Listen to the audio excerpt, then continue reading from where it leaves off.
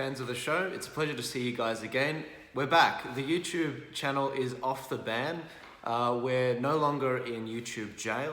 We're no longer in Facebook jail, and we're going to try and keep it that way. As you guys know, we didn't have an ARC episode this week because of the YouTube ban. Also, I've had a million things going on this last week, which has been absolutely exciting, but crazy at the same time. I'm working very hard to make sure that on and off camera, more importantly, we've got the conservative movement, the common sense movement moving forward. A few updates for you. I'll actually be taking up something very new in the coming weeks. I've been asked by 89 FM, which is a Western Australia radio channel, to help co-host a 3-hour time slot, which is going to be really awesome because we're going to have a video component, very much like in the UK with LBC. There'll be a video component where we'll be actually doing a radio show with people live, and it's going to be really amazing. Now, the only catch is that WA is 3 hours behind us, and the show will be from, I think, 3 p.m. their time, 6 p.m. their time to 9 p.m. their time, which in the eastern coast, in Sydney and Melbourne and Queensland, ends up being from 9 p.m. till 12 p.m. So if you're a night owl, it'll be great for you. If you're in WA, it's going to be even better. But I'm really excited to work with some of the people over there, like Travis, who's one of the hosts there. And there's going to be plenty of exciting content just on that front. Another thing, this week, in the next couple of days, I'll be heading down to Canberra with Craig Kelly. We're going to be filming quite a few more videos. Last week we released Coffee with Craig, which was an excellent set of interview segments we did with Craig, where we asked him about the economy, we asked him about a ton of the things COVID related, and it was really exciting. It was really exciting to meet the man in person and to really share why he left the Liberal Party and what he said to Scott Morrison. So check those videos out on Craig Kelly's page. He is a man that did have a choice, and he chose to stick it to Scott Morrison. And now he's running as an independent in his electorate of Hughes in New South Wales. So that's a guy, as you know, I'm working on his campaign. I'm working to make sure he gets re-elected as an independent, because I think that he's going to be very good, just as he has already, in holding the major parties accountable. I've got another interview coming up tonight, which is, geez, I've got a lot going on. Interview with Rod Culleton. He's from the Gap Party, the Great Australia Party. That's also the party that Pete Evans is running for in New South Wales on the Senate ticket.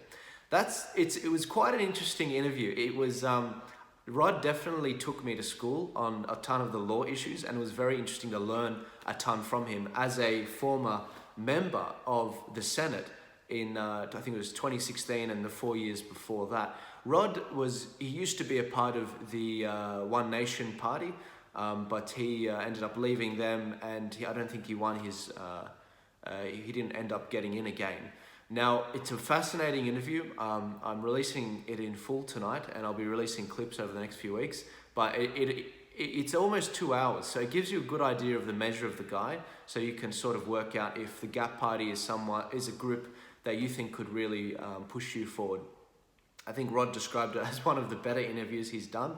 I think that's because unlike the mainstream media, I like to give the people I interview a lot of rope to hang themselves if they're full of bull dust, as I put it. But I think that Rod and the Gap Party are doing a solid job. I don't question their intentions at all. I think they're legendary, and I think they've got some real solutions. And one thing people don't know about Rod Culleton is he was actually the senator that pointed out the whole dual citizenship fiasco, because Rod actually reads his Senate manual that's given to him, the Senate book where it tells them what they can and can't do. He actually read that aspect, and it led to a handful of sitting senators, sitting parliamentarians resigning. And it was absolutely entertaining at the time and hilarious that everyone missed it. We might also be in the near future, and I don't want to make empty promises, but I do want to throw it out that we might be getting Pete Evans on the show to have another conversation on thin ice, which will be really interesting. But there are a ton of different things going on, as you've heard. I've been very, very busy, and I'll also be looking forward in the coming weeks or months having a conversation surrounding this book. It's called Religion of Peace. It's by Emma Eros. It's called Religion of Peace, My Story. Now, I know Emma, full disclosure, she's a lovely young lady. She ran on the One Nation ticket in the last election, I'm really looking forward to dissecting this book. Who knows who I'll be dissecting it with, but it's very rich. It doesn't shy away from the big problems facing surrounding the Islamic debate, and I'm really entertained by the commentary so far. I've been reading on it, but I've still got a lot to go in it, so I'm looking forward to that, Emma. I've got a lot more to share with you guys, but I can't share it all on here. I've been sustained these last, I don't know, 10 months by my Subscribestar followers, and I want to give back to them by telling them some of the other things I'm working on behind the scenes. I really want to thank them. I really want to show my appreciation to them. So if you guys want to become a Subscribestar member and support all the things I'm working on behind the scenes and on camera, please go over there, subscribe for as little as $4 a month, and you'll be helping me do a ton of things that I'm already doing. Thank you very much, guys. I'm going to continue this with the Subscribestar members.